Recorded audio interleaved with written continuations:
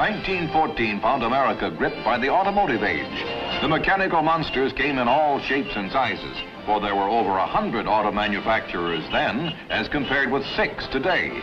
In a few short years, mass production had changed the face of the nation and made the United States a world power. The movie theater had become part of the American scene. In its comfortable darkness, audiences watched the world silently unfold. The Tsar of all the Russias passed in procession. While the pianist played on, history paraded by. Tsar Nicholas alighted from a limousine built like a locomotive. He was followed by the Tsarina, the Princess Anastasia, and finally the little Tsarevich.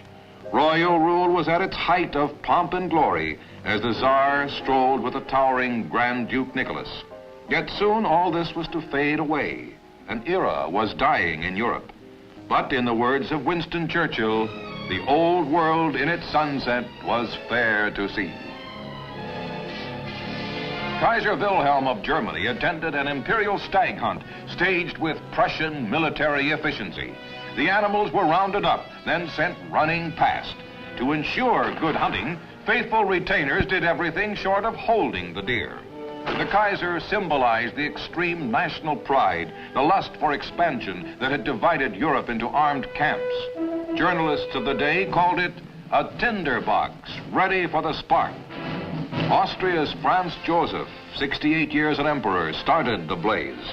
When a Serbian terrorist assassinated the heir to the Austrian throne, Franz Joseph's government pushed tiny Serbia into war. Serbian troops marched to the front with a gaiety rather illogical, considering the overwhelming superiority of their foe. The Kaiser's mighty battalion stood poised, ready. Wilhelm II boasted to an apprehensive world, "We can hold the sky on top of German bayonets." The Tsar's troops were ordered into partial mobilization, for Russia was bound by treaty to protect Serbia. There was one concession to the 20th century, an armored battalion like no other seen before or since.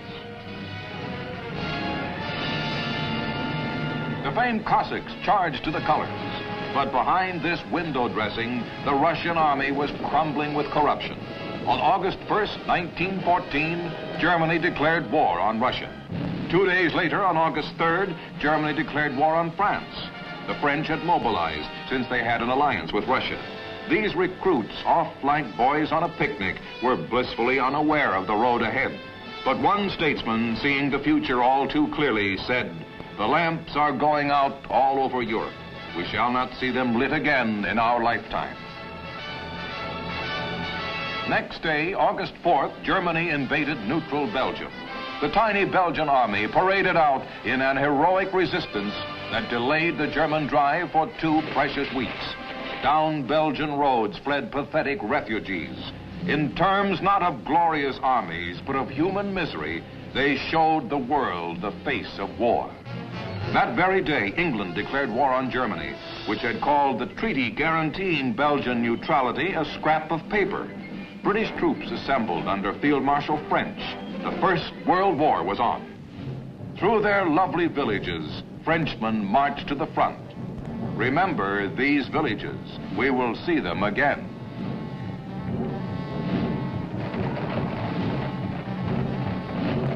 French guns engaged the Germans, who, having finally engulfed Belgium, were advancing through France. The enemy, aided by superior artillery, pushed to within 18 miles of Paris itself. Then, through Paris, passed one of the strangest armies on record, the taxicab army, bearing reinforcements to the front. At the Battle of the Marne, the German offensive was stopped. Facing each other across a desolate no-man's land, the opposing armies settled into a grim stalemate of trench warfare. Through these trenches, German prisoners were sent to the rear. Prisoners were well treated on both sides in what was to be called the last of the gentlemen's wars. France's hero of the Marne, Marshal Joffre, became a national idol.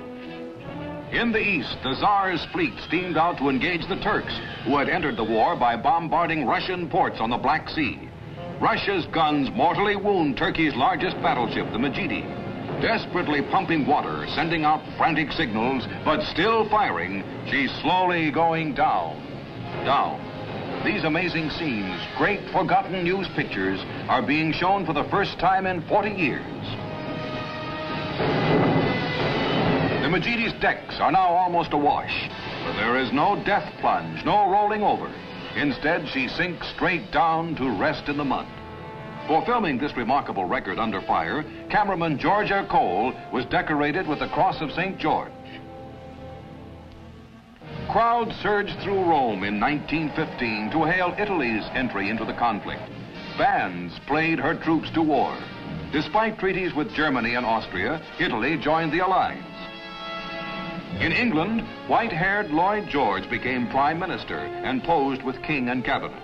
Young Winston Churchill was forced to resign as First Lord of the Admiralty. In the next World War, he was to do better, much better.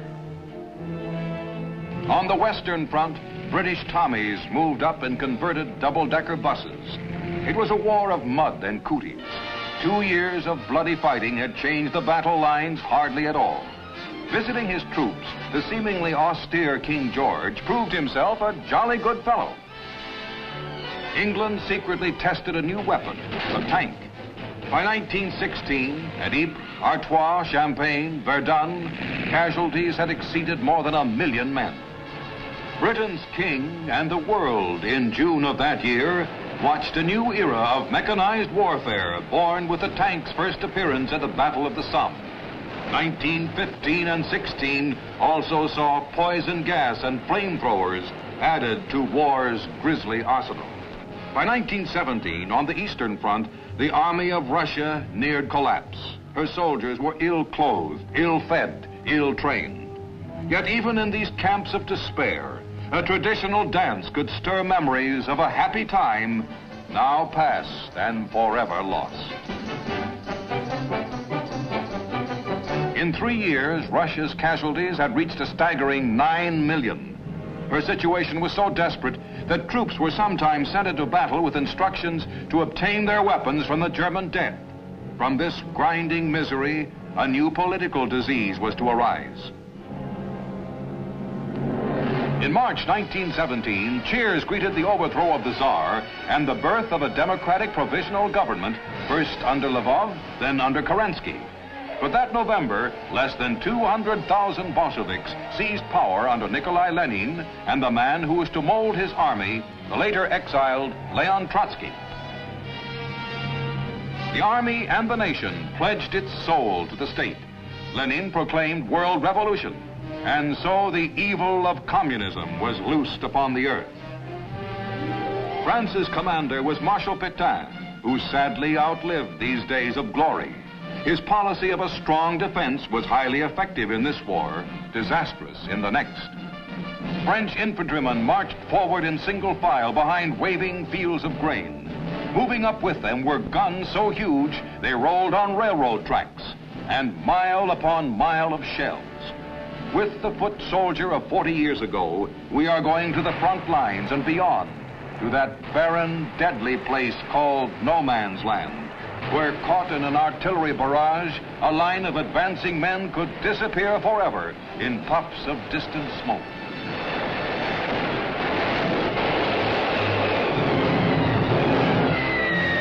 On Europe's shell-blasted fields of battle, as many as 100,000 men were expended in a day to win a few trenches, and 100,000 more the next in enemy counterattacks that won them back.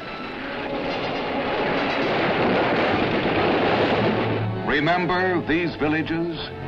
With the Germans' advance and retreat, the tide of war had passed here and passed again.